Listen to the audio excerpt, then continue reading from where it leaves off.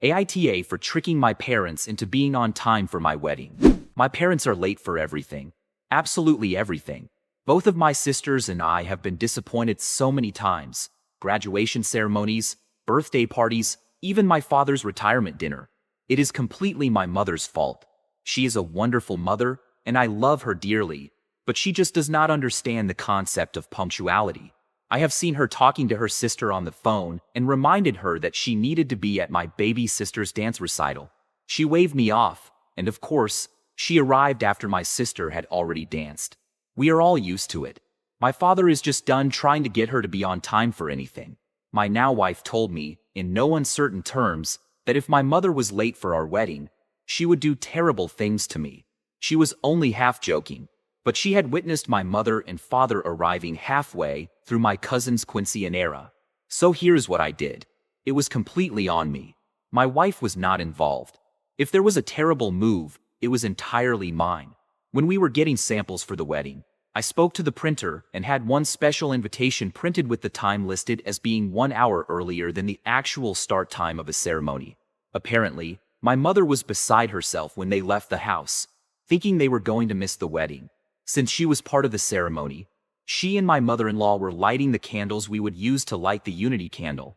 She was panicking. When she arrived and noticed that other people were just arriving and parking, she was so relieved that we were starting late that she just went with it. The ceremony was beautiful. The wedding pictures and the reception went perfectly. The problem came last Sunday. My parents came over for a big family dinner, and we did not even bother starting the grill until they showed up. She asked why nobody was eating, and we just said that we knew we would be waiting for them since they're always late. She insisted that she was not always late and that she had been on time for my wedding. She had not been. They arrived 45 minutes after the time on their invitation. My idiot cousin John, real name, because it is common and he deserves for people to know he is adult, snorted at her statement.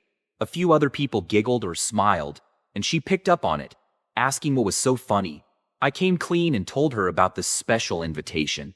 She is furious at me for not trusting her and for making her look foolish in front of everyone. If my cousin had just controlled himself, she never would have known. AITA, quick edit. Part of the reason she is mad is because she had her invitation framed. To be honest, I was already planning a heist with my sisters to replace it with the real one in case she ever noticed the discrepancy between hers and the one we have framed in our home. Yes, we are Latinos. And no, I do not in any way consider it racist that so many of you guessed that. I have been to Spain, and it is an issue there too. And the Philippines.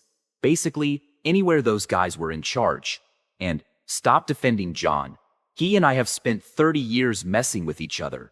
I have an AITA story that ends with me getting an offensive tattoo, $5,000 for removal, and him getting a body cavity search at the Mexican border. I would post it, but it happened like 10 years ago. Update 1.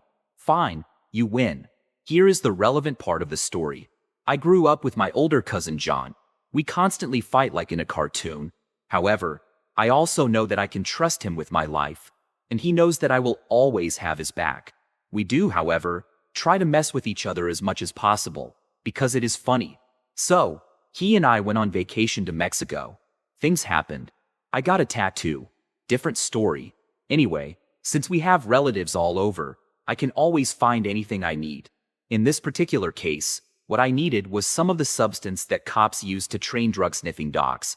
It is not an illegal or controlled substance in Mexico, but the dogs will hit on you if they smell it. So, I had to stay in Mexico a few extra days to deal with some of the situations he created. I was kind enough to take him to the border in Tijuana, where our other cousin could pick him up on the American side. I was just hoping he would get the scare of his life when the drug dogs hit on his luggage. We learned from a young age never to carry anything illegal over international borders because we are almost always selected for screening. I knew for a fact that he was clean, just hungover. Anyway, it turns out that when a kid born in a certain South American country, carrying a Canadian passport, and only a backpack crosses the border, and the drug dogs indicate he should be searched, he gets very thoroughly searched. And when they do not find anything, well, let us just say, look at the title of this post. He thinks I went too far. Yes, I am fully aware it was overkill. Can I defend my actions? Not really. Taken as a totality of our lives, though, I still probably owe him for the things he has done to me. Like, a lot. For the record, I did apologize. Update 2. My parents have been embarrassed for 2 years now because of how I tricked them into being on time for my wedding. Pretty much every time I see them, they remind me that I was a terrible person for not trusting them. Our church is very busy and full of young people. That means a lot of weddings, to the point where there are 3 weddings every Saturday all summer long. One at 10 a.m., one at noon, and one at 3 p.m. Occasionally, but not often, there is also an evening wedding. My little sister just got married. She managed to get the noon slot. My mother got super involved in planning the wedding just to prove that I am an immature asshole. She insisted that she would be on time and would not miss anything.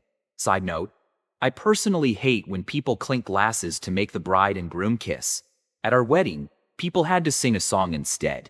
My cousin John has no shame in saying, like, 10 times. I think people were bribing him with alcohol. So, I set up a betting pool for kisses, depending on how late my parents were.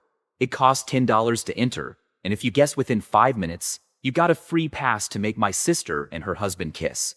Almost everyone bet on time, because of the shitstravagans at my wedding. The correct answer? 25 minutes. Only me, my terrible cousin John, and his sister Yvonne got free passes for the kissing. And I bet $100. I was confident. We raised almost $1,500 for the honeymoon with my stupid idea. And I got to interrupt my sister's meal with my 10 passes. Win-win. Except for my mother, who thinks I did it just to embarrass her. She literally helped plan the wedding and was still late. By over half an hour.